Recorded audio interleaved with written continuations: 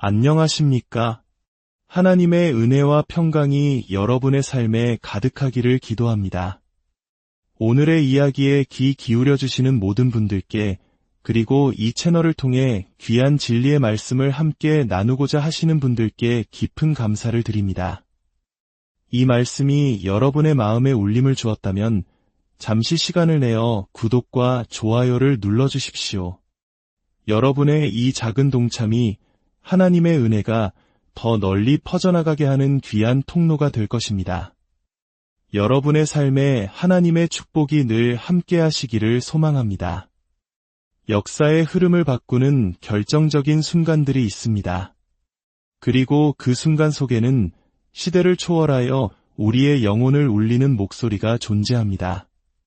오늘 저는 여러분과 함께 한 역사적 인물의 편지를 통해 절망의 가장 깊은 곳에서 피어나는 희망과 믿음의 힘에 대해 이야기 나누고자 합니다.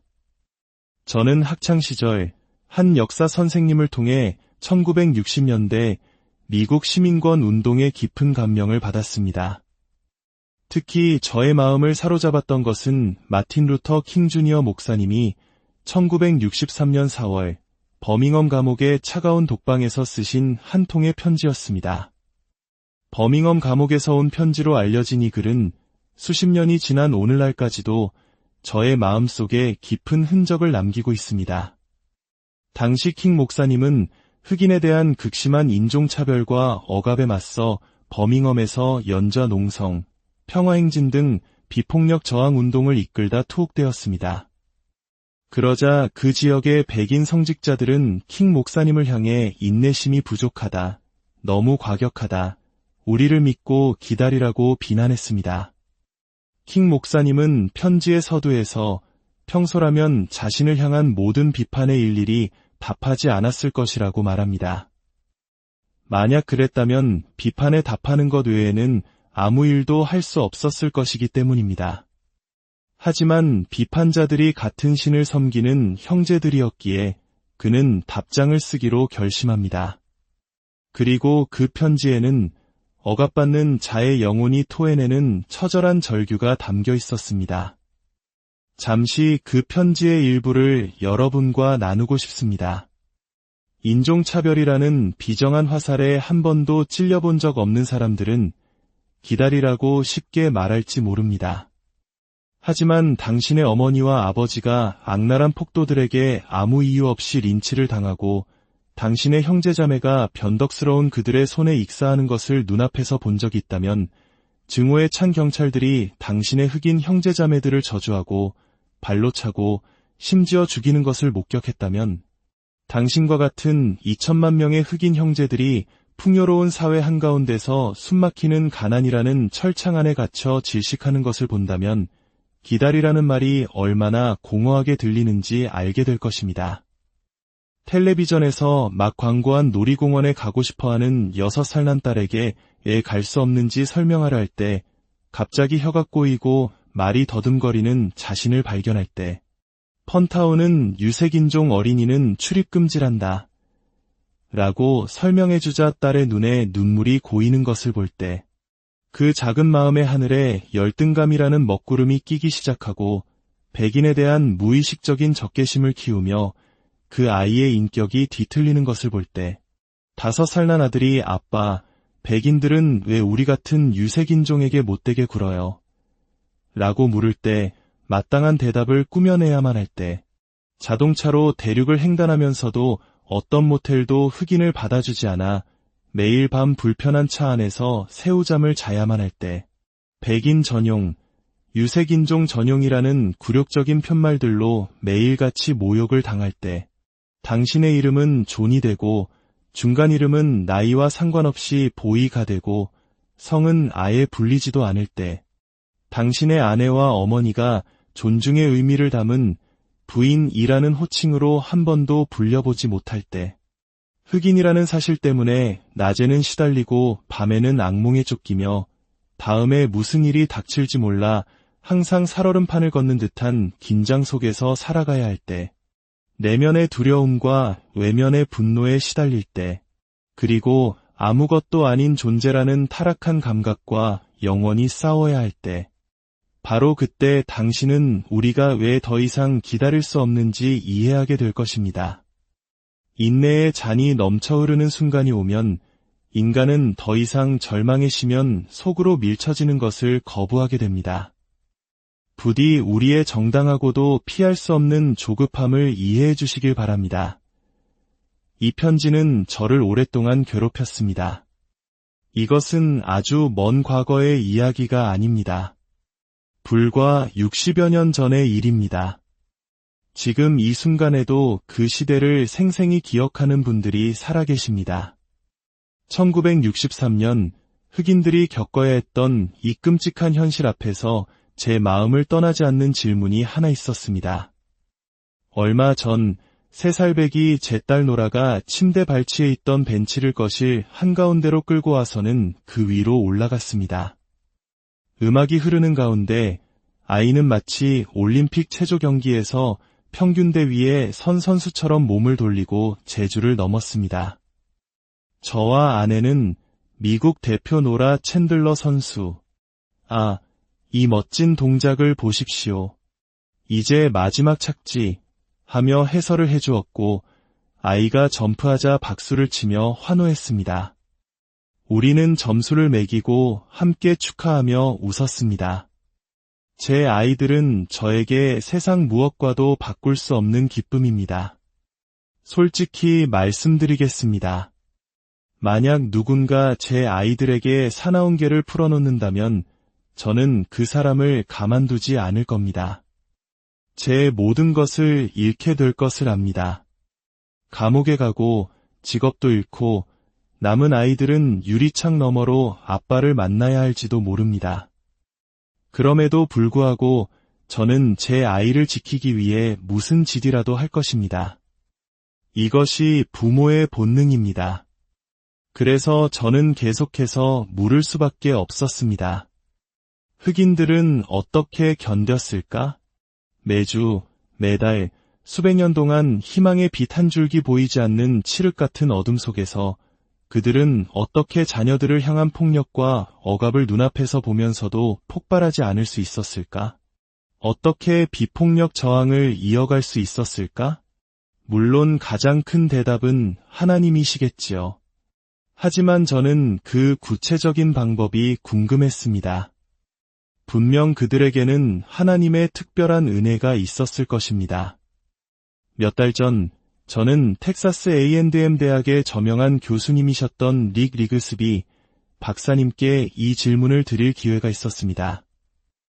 그는 수십 년간 저를 괴롭혀온 이 질문에 대한 답을 명쾌하게 설명해 주었습니다. 그는 여러 요인이 있었지만 가장 핵심적인 한 가지를 꼽았습니다. 바로 1960년대 시민권 운동 당시 흑인들이 하나님께 나아가는 방식, 그리고 그들이 함께 모여드리는 예배가 그들을 지탱해준 가장 큰 힘이었다는 것입니다. 흑인 교회의 예배에 참여해본 적이 있으십니까? 그들의 예배는 콜 앤 리스폰스, 즉 부름과 응답의 형식으로 이루어집니다. 설교자가 외치면 회중이 아멘, 할렐루야, 로 뜨겁게 화답합니다. 그곳에는 구경꾼이 없습니다. 오직 예배의 대상이신 하나님 한 분과 그 하나님을 만나기 위해 모인 참여자들만 있을 뿐입니다. 무대 위 사람과 객석의 사람이 분리되지 않습니다. 모두가 한 마음으로 주님을 향해 나아갑니다. 이러한 예배 방식은 혹독한 현실을 살아가는 그들에게 유일한 피난처이자 힘의 원천이었습니다. 주일 아침, 그들은 여전히 유색인종 전용이라는 편말이 붙어있는 거리를 지나 들어갈 수 없는 식당을 스쳐 열악한 빈민가의 집과 학교를 떠나 예배당으로 모입니다. 그리고 서너 시간 동안 뜨겁게 하나님을 찬양하고 기도하며 말씀을 듣습니다. 놀라운 사실은 그네의 시간에 예배가 끝난다고 해서 현실이 바뀌지는 않는다는 것입니다. 예배를 마치고 밖으로 나오면 모욕적인 편말들은 여전히 그 자리에 있고 그들은 다시 가난한 집과 무너진 시스템 속으로 돌아가야 합니다. 아무것도 변하지 않았습니다. 하지만 그네 시간 동안 그들은 살아계신 하나님을 만났습니다. 그들은 하나님의 임재 안에서 세상이 줄 수 없는 위로와 힘을 얻었고 그 힘으로 또 한 주를 살아갈 용기를 얻었습니다. 하나님의 임재가 그 모든 고통을 잠시 잊게 할 만큼 충분했던 것입니다. 이것이 바로 그들의 순종을 가능하게 한 원동력이었습니다. 이야기를 듣고 나니 성경의 한 구절이 제 마음에 깊이 와 닿았습니다. 바로 시편 27편 4절 다윗 왕의 기도입니다. 다윗은 1960년대의 흑인들과는 공통점이 전혀 없는 인물입니다. 그는 왕이었습니다. 하지만 그의 기도를 들어보십시오. 내가 여호와께 바라는 한 가지 일, 그것을 구하리니 곧 내가 내 평생에 여호와의 집에 살면서 여호와의 아름다움을 바라보며 그의 성전에서 사모하는 그것이라. 다윗은 한 나라의 왕으로서 엄청난 스트레스에 시달렸습니다. 국경을 끊임없이 침범하는 블레셋과의 전쟁, 아들이 딸을 겁탈하고 자신을 향해 반역을 일으켜 왕좌에서 쫓겨나기까지 했던 끔찍한 가정사 등 그의 삶은 문제투성이었습니다. 우리 중 누구도 감히 상상할 수 없는 무게를 짊어지고 있었습니다. 하지만 그의 기도를 보십시오. 그는 그 문제들을 해결해달라고 구하지 않습니다. 그가 구하는 단 한 가지는 바로 평생토록 하나님의 집에 머물며 그분의 아름다움을 바라보는 것, 즉 하나님의 임재였습니다. 다윗이 말하는 하나님의 집은 단순히 교회 건물을 의미하는 것이 아닙니다. 성경은 하나님의 영광이 성전이라는 건물 안에 갇힐 수 없다고 분명히 말합니다. 하나님은 두 가지 방식으로 존재하십니다. 첫째는 편재, 즉 하나님은 언제나 어디에나 온전히 존재하신다는 것입니다. 지금 이 순간, 이곳에도 저 멀리 우주 끝에도 하나님은 동일하게 존재하십니다. 하지만 성경이 더 자주 이야기하는 두 번째 임재가 있습니다. 신학자들은 이를 특별한 임재 또는 현현하는 임재라고 부릅니다. 이것은 하나님께서 자신의 존재를 특별한 방식으로 드러내시어 그분의 영광을 우리가 눈으로 보고 마음으로 느끼게 하시는 순간을 의미합니다. 그분의 임재가 임할 때 진정으로 중요한 것이 무엇인지 깨닫게 되고 중요하지 않았던 세상의 문제들은 작아지게 됩니다. 우리는 하나님 앞에서 한없이 작은 존재임을 느끼지만 그분의 위대하심 안에서 말할 수 없는 기쁨과 평안을 누리게 됩니다. 다윗이 갈망했던 것이 바로 이 특별한 임재였습니다. 그는 하나님의 임재를 경험할 때 어떤 일이 일어나는지 알았기 때문입니다. 시편 27편 5절은 이렇게 말합니다. 여호와께서 환난 날에 나를 그의 초막 속에 비밀히 지키시고 그의 장막 은밀한 곳에 나를 숨기시며 높은 바위 위에 두시리로다. 하나님은 폭풍우가 오지 않을 것이라고 약속하지 않으십니다. 오히려 성경은 환난의 날이 반드시 올 것이라고 말합니다. 그러나 하나님은 그 폭풍우 속에서 우리를 지키시는 피난처가 되어주시고 당신의 장막, 즉 가장 깊은 임재 속으로 우리를 이끌어 주시겠다고 약속하십니다. 저 역시 이 특별한 임재의 능력을 깊이 체험한 적이 있습니다. 3년 전 저는 뇌종양 진단을 받고 신경외과 의사로부터 길어야 2에서 3년밖에 살지 못할 것이라는 말을 들었습니다. 그 순간 제 발밑이 꺼지는 듯한 절망감이 밀려왔습니다. 아내와 저는 아무 말도 못하고 그저 부둥켜 안고 울기만 했습니다. 아이들에게 이 사실을 어떻게 준비시켜야 할까? 교회는 어떻게 되는 걸까? 내 인생은 이렇게 끝나는 건가? 수많은 생각들이 머릿속을 스쳐 지나갔지만 저는 아무것도 할 수 없었습니다. 모래 수렁에 빠진 것처럼 아무런 중심도 잡을 수 없었습니다. 하지만 그 영혼의 가장 어두운 밤, 눈물마저 다 마르고 난 그 시간에 하나님은 저를 당신의 장막으로 이끌기 시작하셨습니다. 말씀들이 제 마음속에서 살아 움직이기 시작했습니다. 의사는 수학적 확률을 이야기했지만 그 수학을 창조하신 분은 하나님이심을 기억하게 하셨습니다. 의사는 부분적으로 예언할 뿐이지만 하나님은 모든 것을 온전히 아시는 분이십니다. 하나님께서 이 고난을 막지 않으셨다면 그것은 제가 이해할 수 없는 방식으로 일하고 계신다는 뜻님을 믿게 되었습니다. 저는 의사나 제 자신의 의지를 신뢰하는 대신 모든 것을 아시고 모든 것을 하실 수 있는 하나님을 신뢰하기 시작했습니다. 그분은 저보다 제 아내와 아이들을 더 사랑하시며 가장 선한 길로 인도하실 것을 믿었습니다. 그러자 저는 다시 단단한 반석 위에 발을 딛는 듯한 평안을 얻을 수 있었습니다. 이것이 바로 하나님의 특별한 임재가 하는 일입니다. 문제를 사라지게 하는 것이 아니라 문제 속에서도 넉넉히 이길 힘을 주시는 것입니다. 그렇다면 우리는 어떻게 이 특별한 임재를 경험할 수 있을까요? 다윗처럼, 모세처럼, 사도 바울처럼 우리도 하나님, 당신의 임재를 원합니다. 라고 외쳐야 합니다. 우리는 하나님의 임재를 통제할 수는 없지만 성경은 하나님의 임재를 이끄는 것들과 밀어내는 것들이 있다고 가르칩니다. 비가 올 때 젖고 싶다면 집 안에 머무는 것이 아니라 밖으로 나가야 합니다. 마찬가지로 우리는 하나님의 은혜의 비를 맞을 수 있는 자리, 즉 수도꼭지 아래에 우리 자신을 세워야 합니다. 하나님의 임재를 이끄는 두 가지가 있습니다. 첫째, 개인의 거룩함입니다.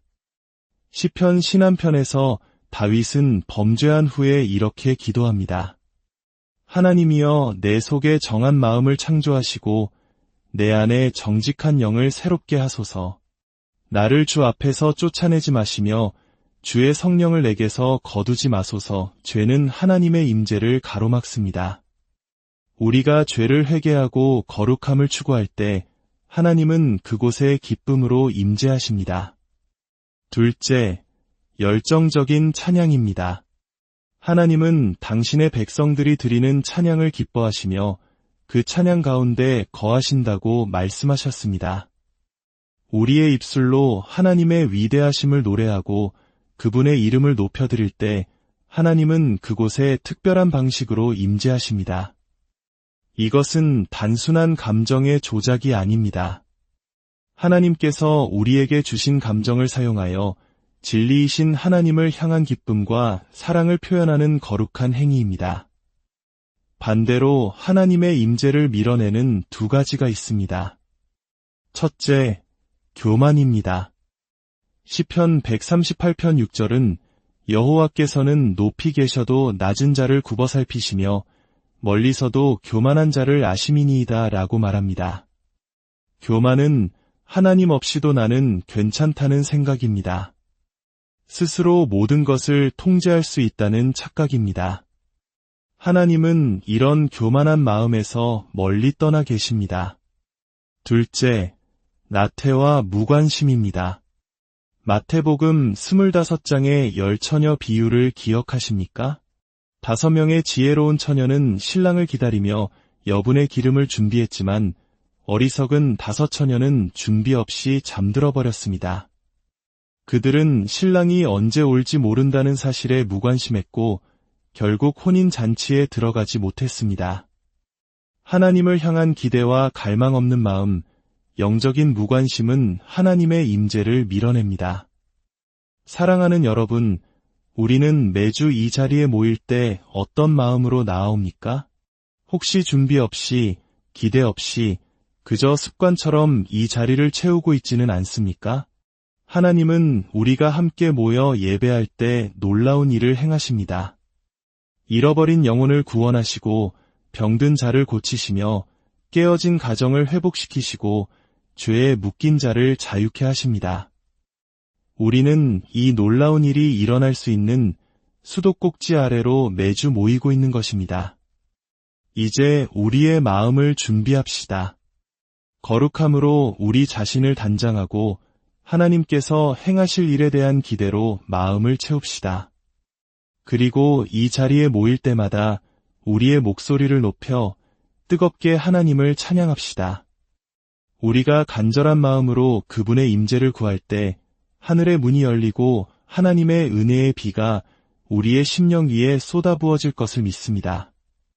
주님의 특별한 임재가 여러분의 모든 날에 함께 하시기를, 그래서 인생의 어떤 폭풍 속에서도 평안을 잃지 않고 반석 위에 굳건히 서게 되시기를 우리 주 예수 그리스도의 이름으로